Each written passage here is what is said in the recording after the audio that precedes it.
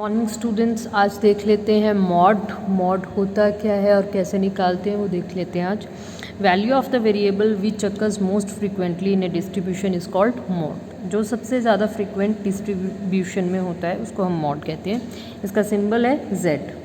तो individual series, discrete series and continuous series, 3 series में हम करेंगे। पहले मेरे पास इंडिविजुअल सीरीज़ है, एक एग्जाम्पल है 8, 10, 5, 8, 12, 7, 8, 9, 11 एंड 7। तो अब यहाँ पे आप देखिए 8 जो है वो 3 बार रिपीट हुआ है, बाकी कोई भी जो आइटम है वो इतना बार रिपीट नहीं हुआ है। तो हमारे पास मॉड जो आ गया z, जिसको हम मॉड बोल रहे हैं, वो आ गया 8।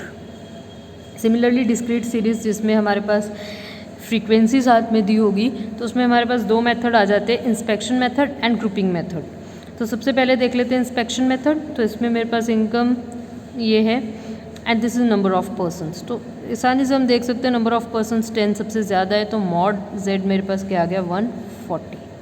ठीक है जी। तो यह इस तरीके से मैंने मॉड इंस्पेक्शन मेथड से निकालना है in case of individual and discrete series. तो अब देख लेते हैं grouping method which is very important. तो आपके पास सबसे पहले मेरे पास एक सीरीज़ है कुछ इस तरीके से, मैंने छोटी ली है ताकि कैलकुलेशन ईजी हों। x मेरे पास ये है, f मेरे पास ये है। तो ये है पहला कॉलम हमारे पास बनता है। अब सेकंड कॉलम मेरे पास बनेगा 1 + 2। तो 1 + 2 करना है, 2 + 3 5। ठीक है। इसके बाद 6 + 12 18। ठीक है जी। अब 10 अकेला है, उसको हम छोड़ देंगे, उसका हम कुछ नहीं करेंगे। अब थर्ड मेरे पास आ जाता है 2 + 3। 2 + 3 में मेरे पास क्या आएगा, फर्स्ट मैंने छोड़ देना है 2 + 3 3 + 6 9, 12 + 10 22। ठीक है जी। उसके बाद मैंने फोर्थ पे मैं जाऊंगी, फोर्थ मेरे पास आएगी 1 + 2 + 3। तो 2 + 3 + 6, 6 + 3 9, 9 + 2 मेरे पास कितना हो गया 11। उसके बाद मेरे पास 2 हैं तो आप छोड़ दीजिए, इसका हम कुछ नहीं करेंगे। ठीक है जी। उसके बाद आ गया मेरे पास फिफ्थ, यानी कि 2 + 3 + 4। अब 2, 3 + 6 + 12। ठीक है जी। तो 12 + 6 मेरे पास 18 आ गया, 18 + 3 मेरे पास 21 आ गया यहाँ पे, राइट। उसके बाद सिक्स्थ मेरे पास हो गई 3 + 4 + 5। ये 6 कॉलम्स जो हैं वो बनेंगे हमारे पास। तो 6 कॉलम्स के थ्रू एलैबोरेट करना है हमने एनालिसिस टेबल को भी। तो 3 + 4 + 5, 3 + 4 + 5। ठीक है। तो ये मेरे पास आ गया 28, राइट। तो अब ये जो है मेरे पास ग्रुपिंग टेबल है। अब ग्रुपिंग टेबल में मैंने क्या करना है, सबसे बड़ी बड़ी जो वैल्यूज़ हैं उनको मार्क कर लेते हैं। जैसे इसमें हमारे पास सबसे बड़ी वैल्यू 12 है, इसमें मेरे पास 18 है, इसमें 22 है, और ये तीनों तो एक एक ही हैं तो वही वही रहेंगी। ठीक है जी। वैसे ये आपके पास काफ़ी बड़ा भी होगा, लेकिन मैंने कैलकुलेशन की इजीनेस के लिए, सिंप्लीफिकेशन के लिए छोटी वैल्यूज़ जो 5 टर्म्स ये ली हैं। अब इसमें हम लोग बनाते हैं एनालिसिस टेबल। ठीक है। क्या बनाएंगे हम, एनालिसिस टेबल। तो देखते हैं कैसे बनता है एनालिसिस टेबल। उसके लिए सबसे पहले मैंने क्या करना है, कॉलम नंबर लिख लेने हैं। कॉलम मेरे पास कितने, 6, हमेशा 6 ही रहेंगे कॉलम, ना बढ़ेंगे ना कम होंगे। कितने रहेंगे, 6 रहेंगे। ठीक है। तो कॉलम नंबर, ठीक है जी। तो ये गए 1 2 3 4 5 6। तो इसके साथ में हमने लिख लेना ये एक्स सीरीज़ जो हमारे पास है, दैट इज़ 7 8 9 10 एंड 11, राइट। अब मेरे पास ये क्या, 12 सबसे बड़ा है, तो 12 किसके आगे है फर्स्ट कॉलम में, दैट इज़ 1 के आगे। तो हमने 12 को जो है वो मार्क कर लेना है। ठीक है जी। क्योंकि वो 10 के आगे, तो 10 के आगे हम उसको मार्क कर देंगे। 18 1 + 2 से हुआ है, 6 और 12 से हुआ है, तो 9 एंड 10, तो 9 की तरफ भी और 10 की तरफ भी। ठीक है जी। उसके बाद 22 2 + 3 से हुआ है, 22 आया 12 + 10 से, यानी 10 और 11 से, तो 10 एंड 11, राइट। उसके बाद 1 + 2 + 3 11, तो ये इसी से आया है, तो 7, ठीक है जी। पहले 7, फिर 8 और फिर एक 9।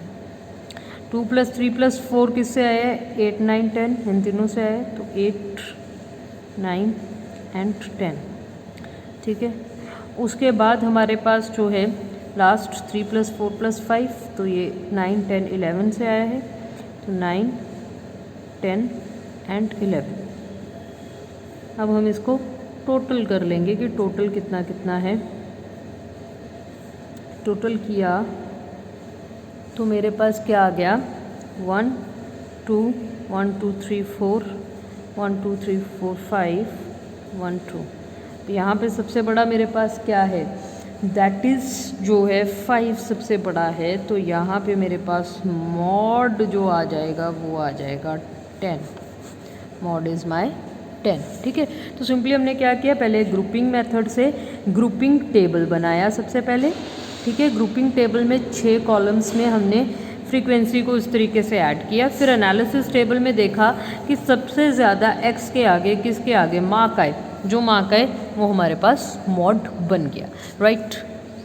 आगे देख लेते हैं कंटिन्यूस सीरीज़। कंटिन्यूस सीरीज़ में मेरे पास मॉड आएगा L1 + F1 - F0 over 2F1 - F0 - F2 into I। L क्या है, लोअर लिमिट, Z हमारे पास मॉड है, F1 F0 F2 ये सारी फ्रीक्वेंसीज हैं, वो मैं आपको बताती हूँ कैसे लेंगे। I जो है इंटरवल, क्लास इंटरवल का बीच का जो डिफरेंस है वो है, ठीक है। तो अब सपोज़ मेरे पास ऐसा कोई एक सम पड़ा है जो कंटिन्यूस सीरीज़ में है एंड नंबर ऑफ़ वर्कर्स मुझे दे रखे हैं। तो अब यहाँ पे मैं देखते हैं कि हमें इस फॉर्मूला को कैसे अप्लाई करेंगे। ये भी एक तरीके का इंस्पेक्शन मेथड है, जहाँ पे मैंने देखना है कि F1 यहाँ पे क्या आ सकता है, राइट। तो मैं ये देख रही हूँ कि इस फ्रीक्वेंसी में सबसे बड़ी फ्रीक्वेंसी ये है 30, तो 30 मेरे पास आ गया F1, 15 F0 बन गया, 20 F2 बन गया, L1 मेरे पास 15 बन गया। इन दोनों का डिफरेंस आपस में कितना है, 5 का, तो I मेरे पास 5 बन गया। तो simply Z = L1 + F1 - F0 over 2F1, L1 side ही रहेगा, -F0 - F2 इंटू I पे हम क्या लिखेंगे, L1 आ गया 15 प्लस F1 30 -15 over 2 × 30 -F0 15 आ गया, -20 F2 आ गया इंटू 5। इसको सिंपली हमने सॉल्व करना है and we will get the answer, ठीक है। तो सॉल्व करने के बाद मेरे पास 15 प्लस जैसे यहाँ पे 15 हो गया, तो ये 60 हो गया, 60 माइनस 35 मेरे पास आ गया, तो 25 into 5 3 15 + 3 18। So mode is equal to 18 and 18 is my answer. ये था simple continuous method with the inspection method. अब एक दूसरा मेथड भी इसमें कर लेते हैं, राइट। दूसरा मेथड है मेरे पास ग्रुपिंग मेथड, वही एनालिसिस टेबल, ग्रुपिंग टेबल पहले एक तो बनाएंगे और फिर हम बनाएंगे एनालिसिस टेबल। ये भी मेरे पास एक सिंपल सा मेथड है, वही सेम मेथड है, बस इसमें फ़र्क ये है कि लास्ट में जाके हमने फॉर्मूला भी अप्लाई करना है। डिस्क्रीट सीरीज़ में वो हमने नहीं किया था, ठीक है। तो अब देख लेते हैं, फ्रीक्वेंसी दे रखी है, 1 + 2 कर लेते हैं। 1 + 2 में हमारे पास क्या आ गया पहले, दैट इज़ 3 14 एंड 19, इसको हम छोड़ देते हैं, ठीक है। उसके बाद 2 + 3 में मेरे पास क्या आ गया, 12 एंड देन 14 एंड देन 11, ठीक है। 1 + 2 + 3 में मेरे पास क्या आ गया, 13, उसके बाद मेरे पास 4 + 10 + 9 दैट इज़ 23। 2 + 3 + 4 में मेरे पास क्या आ गया, 2 + 3 + 4 में आ गया 16, ठीक है जी। और उसके बाद मेरे पास जो है 10 + 9 + 2 21 आ गया। अब लास्ट वन 3 + 4 + 5 3 + 4 + 5 10 10 20 + 4 24। तो इसके आगे पीछे हम लोग नहीं देखेंगे। तो अब इसमें देख लेते हैं सबसे बड़ा कौन सा 10 है, लेकिन 10 2 बार है मेरे पास, तो 2 बार ही उसको कंसीडर करेंगे। देन 19 है मेरे पास, ठीक है। उसके बाद मेरे पास 14 सबसे बड़ा है, 23 बड़ा है, 21 बड़ा है और 24 तो अकेला ही है बेचारा। तो एनालिसिस टेबल अब देख लें कैसा है। क्या करेंगे हम एनालिसिस टेबल में, सिंपली हमने जो है कॉलम्स बना लिए। पहले कॉलम्स ये सारे, ठीक है। फिर ये मेरे पास आ गए एक्स क्लास इंटरवल जो है हमारे पास आ गया, ठीक है जी। तो अब ये फर्स्ट वाले में हमारे पास 10 और 10 है, 10 और 15 और 25 और 20 और 25 के बीच में, ठीक है। 10 और 15 20 और 25, ठीक है जी। और फिर 19 आ गया मेरे पास। 19 किससे आया, 10 और 9 से, 20 25 25 30 20 25 25 30, करेक्ट। उसके बाद मेरे पास क्या आएगा, 14 आया है 10 + 4 से 15 20 20 25 15 20 20 25 1 + 2 + 3 ये आया है 15 20 20 25 25 30 15 20 20 25 25 30, ठीक है। और फिर आ गया मेरे पास 21 जो मेरे पास आया है ये तीनों की वजह से आया है, तो 20 25 25 30 30 35, ठीक है जी। लास्ट मेरे पास 24, ये मेरे पास 3 + 4 + 5 से आया, तो ये वाली कैटेगरी से आया है मेरे पास। That is 10 + 15 15 + 20 20 + 25। अब हम इसका टोटल कर लेते हैं।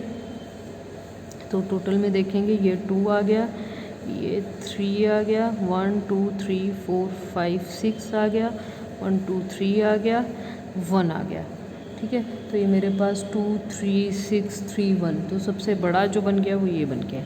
अब क्योंकि ये कॉन्टीन्यूअस सीरीज़ है, तो कॉन्टीन्यूअस सीरीज़ में हम लोग कैसे करते हैं, z = L1 + F1 - F0 / 2F1 - F0 - F2 × I।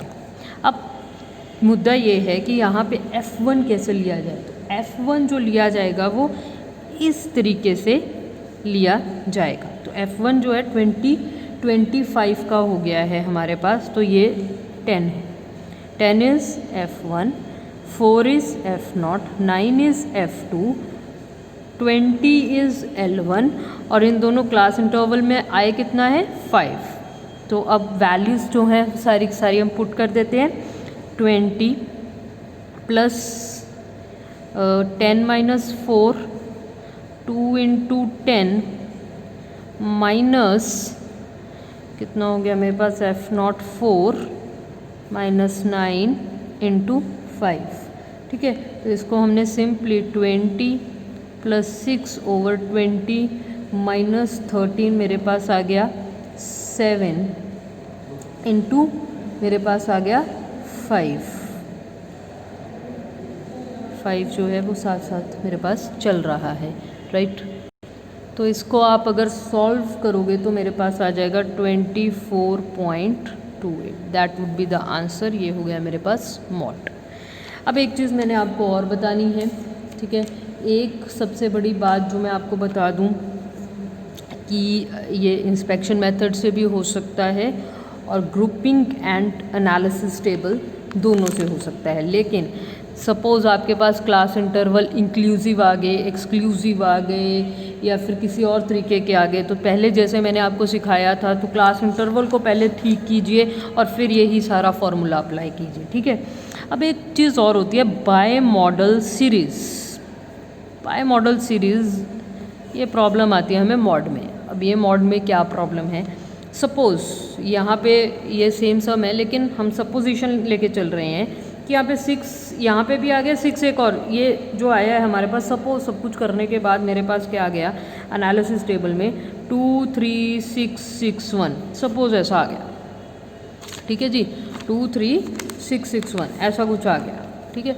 इसको हम कहेंगे बाय मॉडल सीरीज़ कि मैंने एक टेबल बनाया, ग्रुपिंग टेबल, एनालिसिस टेबल में ये आ गया। अब 6 एक भी है, एक 2 भी है, 2 6 है, अब क्या करें, किसको ले F1, किसको ले F0, किसको ले F2, ये एक बड़ा दिक्कत है। This is known as bimodal series.